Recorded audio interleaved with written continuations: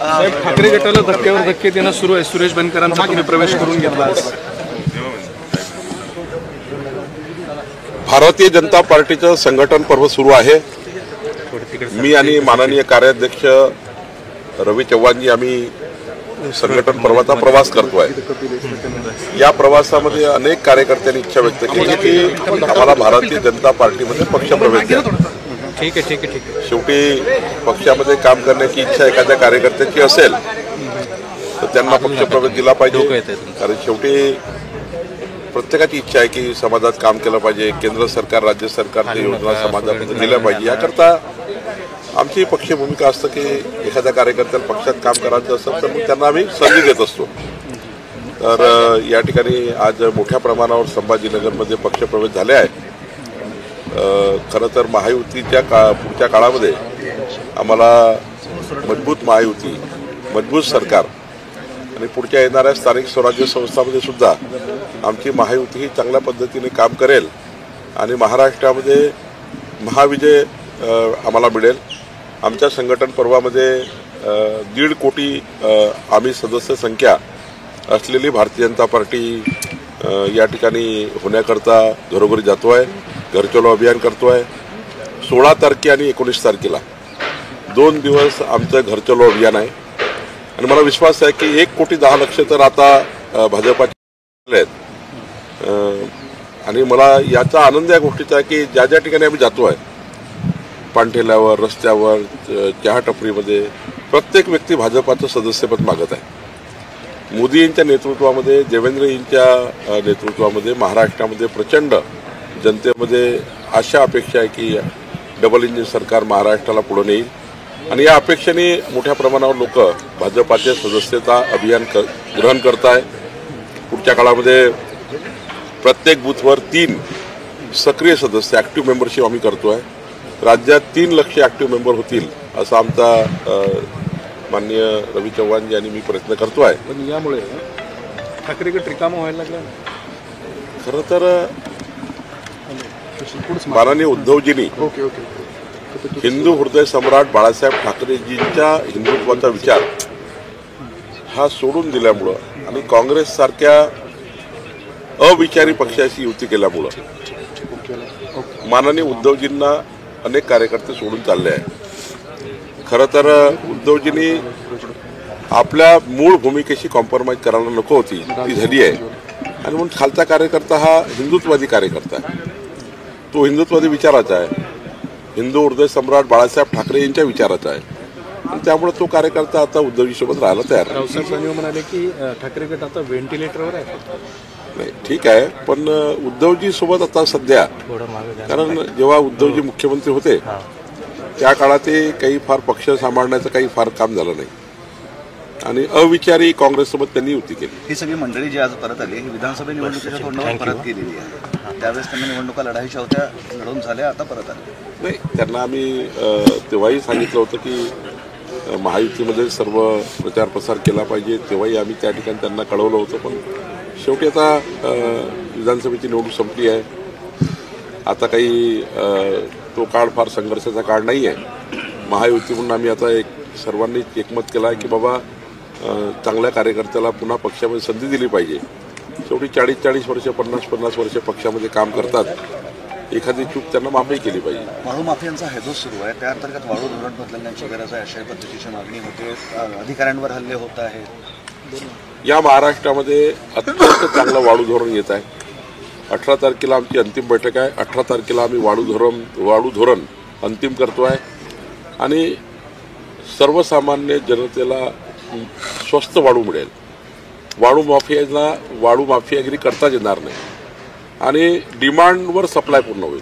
जेवढी डिमांड आहे तेवढा सप्लाय जर केला तर माफियागिरी होणार नाही आणि त्यामुळं त्या पद्धतीचं धोरण, ज्या पद्धतीने गावातली वाळू गावात मिळाली पाहिजे, मोठ्या बांधकामाला एम सँड मिळाली पाहिजे. म्हणजे गिट्टीवरची जे दगडावरची सँड जी आहे ती आता आम्ही सर्व बांधकामाला अलाव करतो आहे. VRCने रिपोर्ट दिला आहे की कुठल्याही प्रकारचं कॉन्क्रीट आता रिव्हर सँडची गरज पडणार नाही. फक्त प्लास्टर करता रिव्हर सँड वापरावं. बाकीचं जे सँड आहे ती दगडावर तयार केलेली सँड वापरावी. त्यामुळे मोठ्या प्रमाणावर बांधकाम आता त्या सँडवर शिफ्ट होणार आहे. मला वाटतं की आम्ही जे धोरण 7 दिवस पब्लिक डोमेनवर टाकलं होतं ते वाढू धोरण यावेळी पहिल्यांदा पब्लिक डोमेनवर होतं जनतेच्या आम्ही त्याच्या ठिकाणी सूचना घेण्याकरता.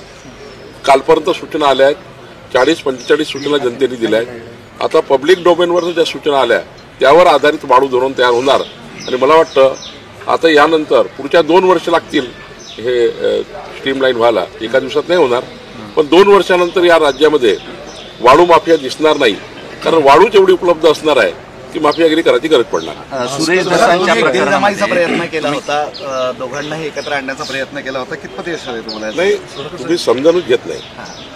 राज्याचा भारतीय जनता पार्टीचा अध्यक्ष म्हणून आमचे आमदार सुरेश धस हे ज्या भूमिकेवर आहे त्या भूमिकेला साजेशी आमचा पक्ष आणि माननीय देवेंद्रजींनी त्यांना पूर्ण पाठबळ दिला. संतोष देशमुखांच्या हत्या प्रकरणामध्ये ज्या पद्धतीच्या कारवाया सुरेश धसांनी ज्या ज्या इन्क्वायऱ्या मागितल्या सर्व इन्क्वायऱ्या माननीय देवेंद्रजींनी केलेल्या आहेत आणि दिलेल्या आहेत. भारतीय जनता पार्टी म्हणून मी पूर्ण पाठबळ सुरेश धसांच्या मागे उभा आहे. पण खरं तर त्या प्रकरणामध्ये संतोष देशमुख हत्या प्रकरणामध्ये धनंजय मुंडे आणि सुरेश धस या दोघांनी जर आरोपीला अंतिम शिक्षा देण्याकरता एकत्रित काम केलं तर संतोष देशमुखला अधिक चांगला न्याय मिळू शकतो, त्या हत्येला अधिक चांगला न्याय मिळू शकतो, ही आमची भूमिका आहे. आणि दोघांची भूमिका पूरक आहे. असं नाही की धनंजय मुंडेची भूमिका काही वेगळी आहे सुरेश धसाची, पण काही ठिकाणी मतभेद आहेत. सुरेश धसाने आपला मुद्दा पुढे न्यायालयात नेला पाहिजे याकरता पार्टी यांच्या पाठीशी आहे. पण खरं तर या दोघांची काही ठिकाणी मतभेद आहेत आणि त्या मतभेदावर त्यांचं त्या ठिकाणी काम त्या आपल्या लेवलला काम करतायत. त्यामुळे आम्ही त्या ठिकाणी काही मध्यस्थी करायची फार गरज नाही आहे. पण मला असं वाटतं की मनभेद असू नये. मनभेद हे राज्य पहिल्यापासून आम्ही विरोधी पार्टीत जरी आहे, आमचे इतर पक्ष आहे विरोधी पक्षातले, आमचे मनभेद नाही आहे, मतभेद नक्की आहे.